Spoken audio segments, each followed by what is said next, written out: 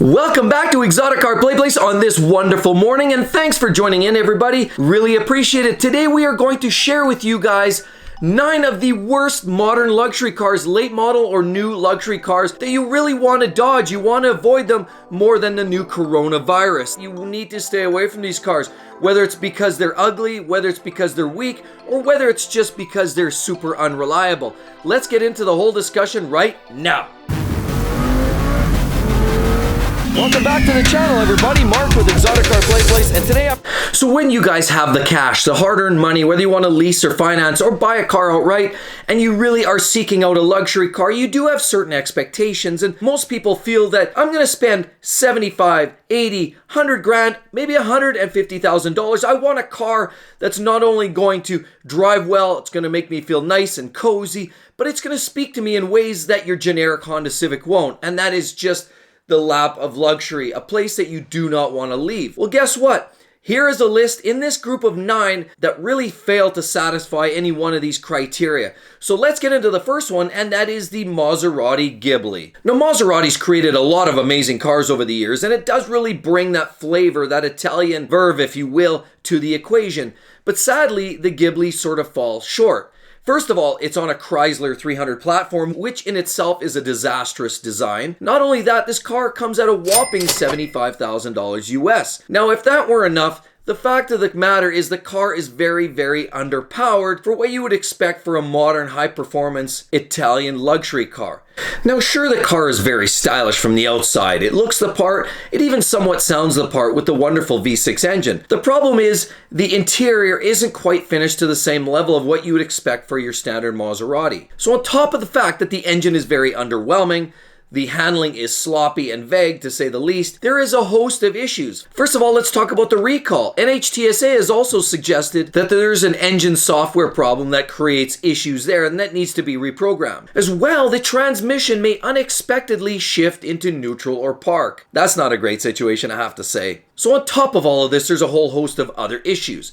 We've got window regulators that may drop the window down when you open the door, but they don't go back up. Brakes that squeal, transmissions that stop functioning properly or kick you into neutral or park, parking sensors that either work too well, in other words, they just beep like crazy, or they don't work at all, not warning you of the imminent danger, and even as simple as batteries dying way too soon. Unfortunately, there's been owners reporting that they've had to take this car back into the shop as many as 4 or 5 times in a month, just to keep returning and trying to sort out problems that keep arising with these cars. I guess it's the Italian way, but unfortunately, Maserati has in fact built better cars than the Ghibli. So the next car on my list is the CLA Mercedes. That's right, from the 3-pointed star brand. And you know what? There's a lot to like about the car because the price point does allow a lot of people to outreach and buy this car. However, unfortunately, the quality isn't quite there. It's in line with the price point, which is lower cost alternative materials on the interior. The performance is slightly laggy, and of course, with the underpowered drivetrain, it doesn't exactly inspire confidence. Now, as well, what hurts the CLA is the outgoing 2019 model will suffer increased depreciation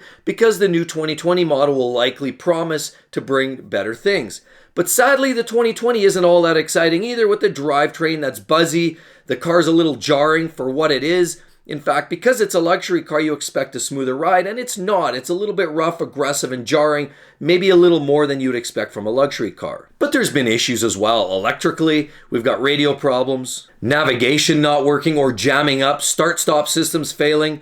How about the smell of antifreeze? Or you pop the hood and you see splatter of antifreeze throughout. That's been many cases reported of antifreeze leaks. Gear shift related issues and transmissions that are very laggy, and you accelerate and all of a sudden then they pick up and they go. Just very abrupt and awkward driving at times. There's problems that don't seem to be entirely ironed out, and quite frankly, for a luxury car, this doesn't really cut the mustard. Now the next one on my list goes to the, unfortunately, Mercedes again, the GLC SUV. Now, while it's a small, sporty looking SUV and it does appeal to many people, and of course the price point is reasonable for this vehicle as well, it does come at a cost, and the cost is repairs and failures. Now, even Consumers Reports confirmed that there's brake system problems, power equipment, and suspension-related issues that do contribute to early visits to the dealer. How about general brake squeal noise antifreeze odors within the engine compartment, just like we found in the previous model, air suspension issues, NOx sensors failing, backup camera, and issues, in fact, with some of the plastics with the interior, for example, in the center console, where some of the plastics start to come apart or start to wear prematurely. This, in fact, unfortunately, is, even though it's a price point, seems like great value, there are many great options on the market, and I may consider looking elsewhere. Let's talk about the next one on the list, and this is a domestic. How about the Cadillac Escalade? And we've spoke about these before. They're large and in charge. They're featured and chock full of options and comforts, and you know, they do fit the bill for a lot of people. They can tow a lot of weight, they have a lot of power, and there's a perception of a lot of space. But in reality, if you look at the center area, there's not that much space actually for passengers.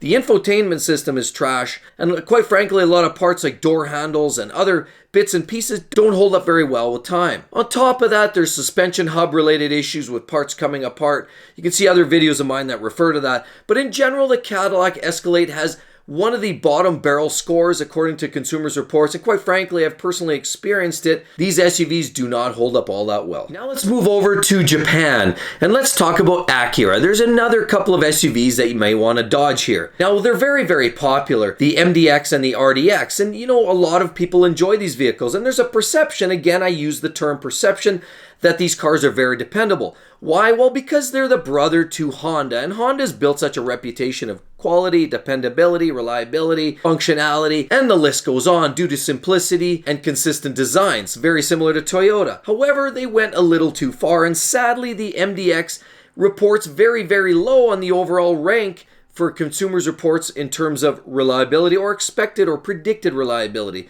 And in fact, the MDX is quite frankly problematic at the very least, with a significant amount of transmission issues leading the charge.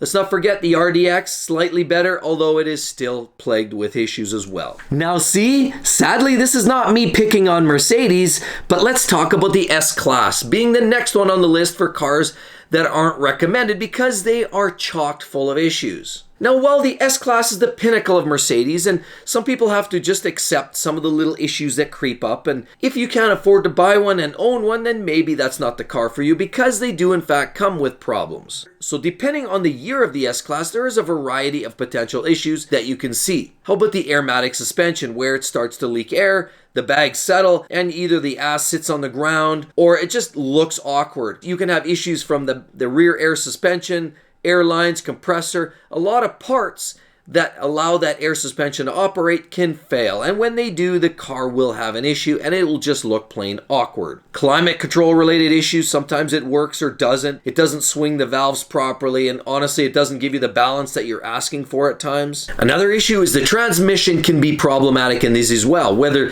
it's erratic shifting, delay, and then they kick in, or they just slip and just miss altogether. If you're experiencing any transmission related issues, don't wait too long.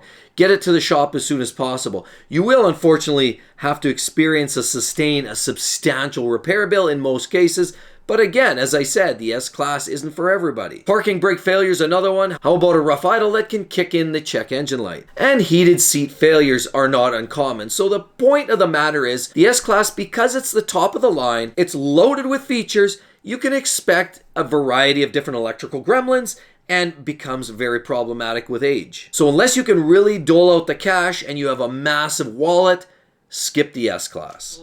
So another disastrous luxury vehicle that you really need to stay away from. Firstly, if you need to have that British personality and that English vehicle that has its own little nuances, then be my guest. But generally, I would recommend staying away from the Land Rover Discovery Sport. It is chock full of issues. Sure, if you need an SUV to haul your family around, or you need some way to get through some poor driving conditions because of snow or mud or off-roading, there's lots of great options out there. And unless you really are a glutton for punishment, I would suggest highly you stay away from this vehicle. Why? Well, there's a whole lot of problems, like the smell of raw fuel or exhaust in the cabin, which can virtually choke you out or make you sick. Oil pumps, rear hatch closing issues where it closes by itself or just doesn't close at all. Different plastic parts or other pieces that just sort of, you hit a bump and they come apart. Very poorly constructed in a lot of cases. Check engine light for who knows any number of reasons, and the wafting smell of antifreeze after a short drive would indicate that these cars do emit and leak and seep antifreeze on occasion. Sometimes it's very difficult to diagnose even with using the ink and the smoke, but they do tend to release some antifreeze at times. So quite frankly, if you really have to have it, go ahead. But I'd personally recommend against it. And sadly, we have another car that you wouldn't expect, and it is from the Honda brand, but we'll talk about the Acura ILX. This sadly could have been a lot better than it was. In fact, the interior is built more like a Honda, and quite frankly, you can save yourself a ton of money and just go straight to the Honda Accords and skip the ILX altogether. But besides that, performance is very weak and meager for a car that you would expect to have better performance. I mean, it is a luxury car that comes at a premium cost. The performance is underwhelming to say the least. The ride quality is choppy and the handling is not in line with a premium luxury car. And to be honest with you, it's not just about the cosmetics. There are actually reliability related issues, paint peeling, 8-speed DCT transmission issues on later models. The multi-info display has problems and glitches as well. And there's some strange noises that seem to emit from the engine at times, some popping sounds that sort of kick in randomly that keep you guessing and wondering what was that sound. Sometimes it's negligible, but honestly, for a luxury car, this should not happen. And to be quite frank, if you want this car, just skip it. Go for the Honda Accord. Cheaper, as good a car for sure all day long. And lastly, a luxury vehicle that I would highly recommend against, even though I love the brand as a whole, they make a lot of interesting vehicles, but it's that British experience again, and it is the Jaguar FPace. Now, while they look good, and with the right engine combinations, they go well too. These cars are very stylish and sound great and go great, and honestly answer a lot of the questions for luxury. The sad part in this case is basically around reliability, and of course with that comes a whole host of issues. And the question I have is, where would you like me to start? Because Consumers Reports recognizes many problems that are consistent and random at the same time. And these wonderful little SUVs really do help assist with you fostering a relationship with your service department. After all, you want to be close with them, right? Do you hang out on the weekends with them? Are you buddies? Do you go fishing or have a beer together? Well, you might as well after you own one of these for a few years, because you're really going to get to know your service writers. So that's all I have to say about that. Make sure you hit that link over here. You're going to enjoy another one, the 2020 worst luxury cars on the planet. Or you want to click on this one, it's going to take you to 2020's best luxury cars available today. Either way, hope to see you guys on the next one. Catch you real soon. Bye-bye.